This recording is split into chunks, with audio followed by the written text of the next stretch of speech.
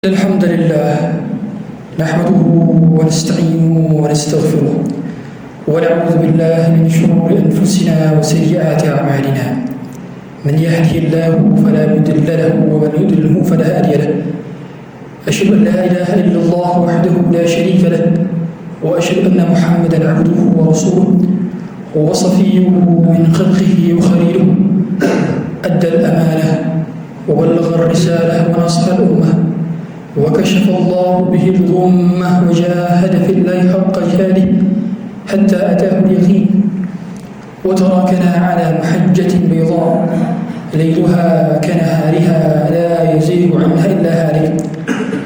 اللهم صل وسلم وزد وبارك وأنعم وكرم ومجد على عبدك ورسولك محمد صلى الله عليه وعلى آله وصحبه وسلم.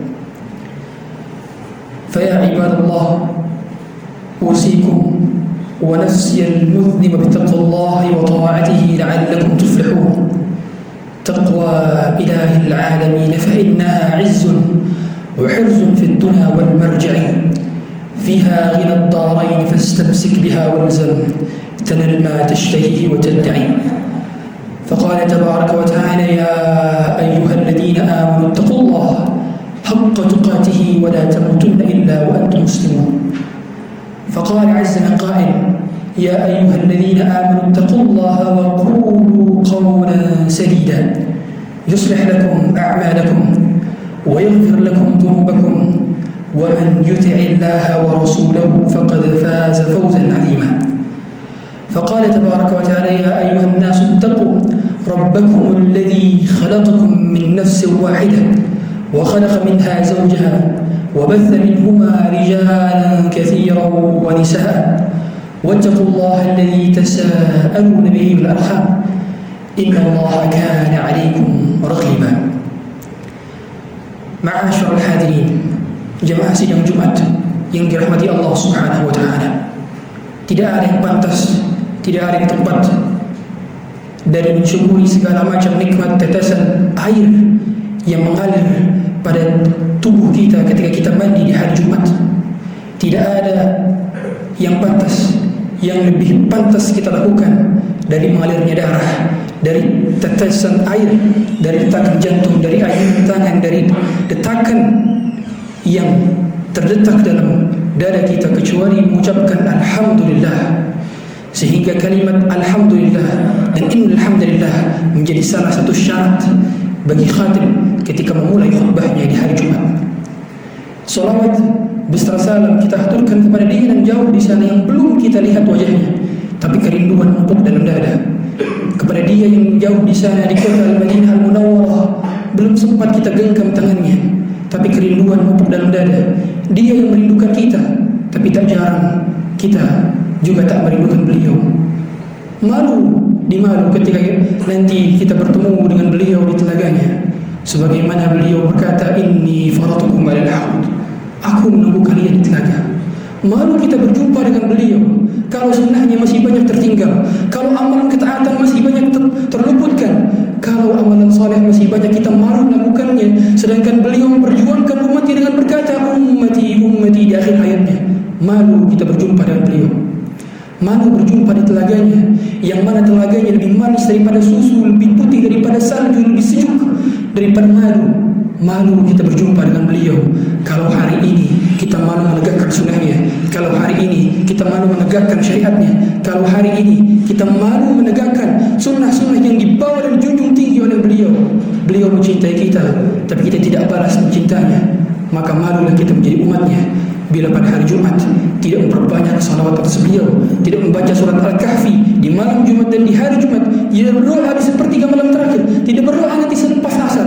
Malu apabila kita membalas cinta yang beliau ungkapkan kepada kita, tapi kita tidak membalas cinta tersebut dengan amal-amal soleh sebagai bukti bahwa kita adalah bagian daripada umatnya.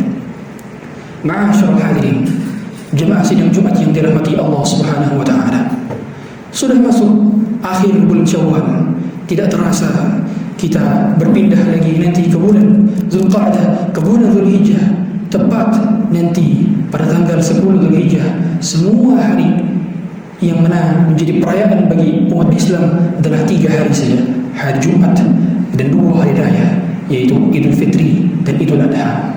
Kebuktian kita bahwa kita memiliki iman yang nyata adalah dengan berkurban di hari raya.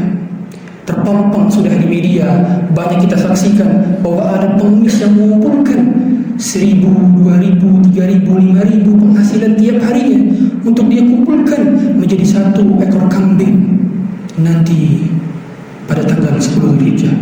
Terpampang sudah berita-berita media, ada anak-anak kecil usia 10 tahun, 12 tahun, 11 tahun mengumpulkan uang patungan bersama teman-temannya untuk memberi 1 ekor sapi dari celeng yang ditabungnya. Itulah bukti keimanan.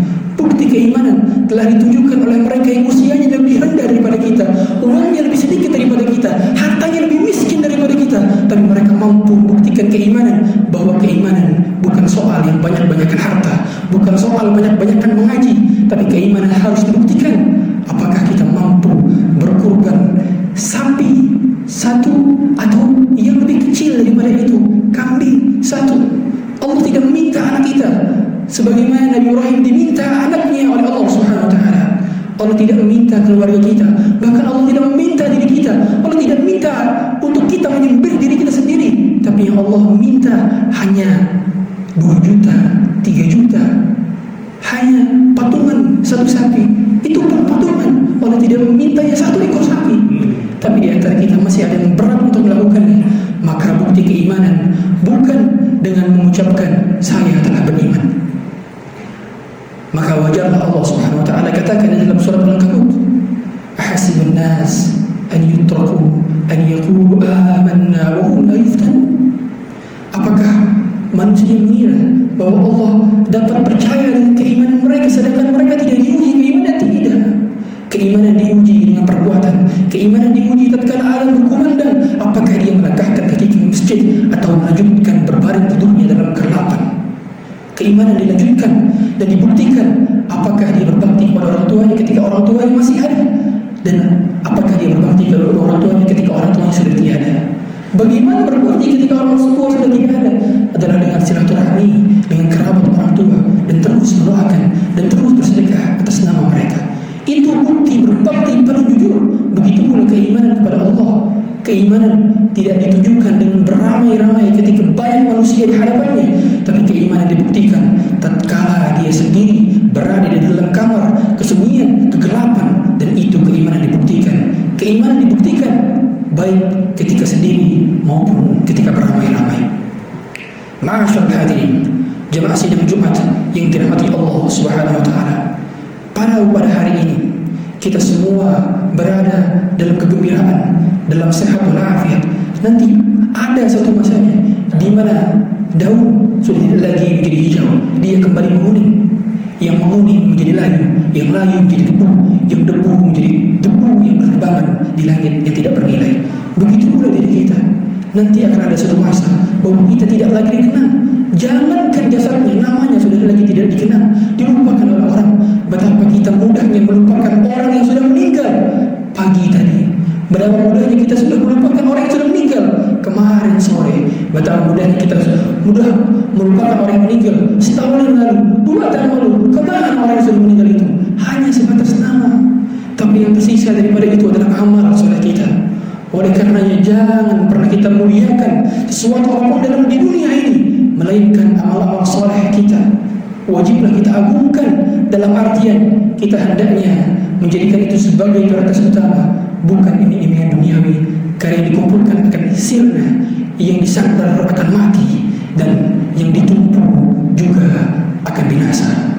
Ma'asyarul hadirin, jemaah sidang Jumat yang dirahmati Allah Subhanahu wa taala. Oleh karenanya Allah Subhanahu wa taala terus mengulang-ulang dalam ayat, apakah kalian bertakwa? Apakah kalian menjadi orang yang beriman?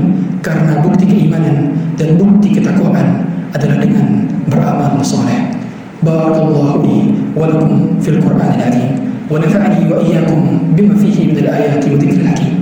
Taqabbalallahu minni wa minkum tilawatahu innahu huwal ghafurur rahim.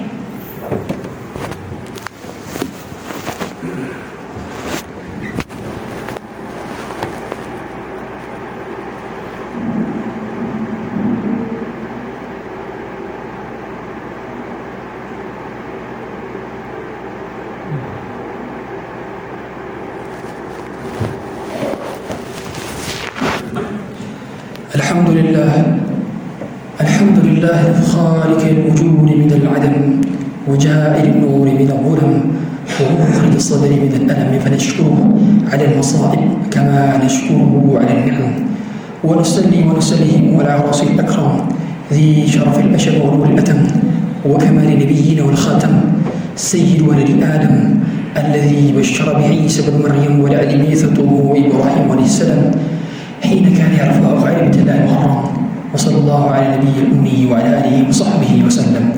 فقال تبارك وتعالى: والعصر إن الإنسان لفي خسر إلا الذين آمنوا وعملوا الصالحات وتواصوا بالحق وتواصوا بالصبر. فقال عز من قال: يا أيها الذين آمنوا اتقوا الله حق تقاته ولا تموتن إلا وأنتم مسلمون.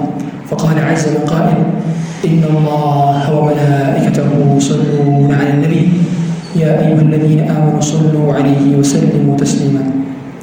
اللهم صل وسلم وزد وبارك وأنعم وكرم ومجد على عبدك ورسولك محمد صلى الله عليه وعلى آله وصحبه وسلم. اللهم اغفر للمسلمين والمسلمات والمؤمنين والمؤمنات الأحياء منهم والأموات، إنك سميع قريب مجيب الدعوات ويا قاضي الحاجات. اللهم لا تدع لنا ذنبا إلا غفرته ولا هما إلا فرجته ولا دينا إلا قضيته ولا مريضا إلا شفيته ولا حاجة من هوائج الدنيا هي كرب ولنا فيها صلاة إلا قضيتها ويسرتها. اللهم اقسم لنا من خشيتك ما تحول به بيننا وبين معصيتك، ومن طاعتك ما تبلغنا به جنتك، ومن اليقين ما تحول به علينا مصائب الدنيا، ومتعنا الله بأسماعنا وأبصارنا وقوتنا ما أحيتنا، واجعل الوارث منا واجعل ثأرنا على من ظلمنا وانصرنا على من عادانا، ولا تجعل مصيبتنا في ديننا ولا مبلغ علمنا، ولا تسلط علينا من لا يخافك فينا ولا يرحمنا. ربنا آتنا في الدنيا حسنة وفي الآخرة حسنة وقنا عذاب النار. عباد الله، إن الله يأمر بالعدل والإحسان وإيتاء ذي القربى وينهى عن الفحشاء والمنكر والبغي يعظكم لعلكم تذكرون. فاذكروا الله العظيم يذكركم واشكروه على نعمه يزدكم ولذكر الله أكبر. والله يعلم.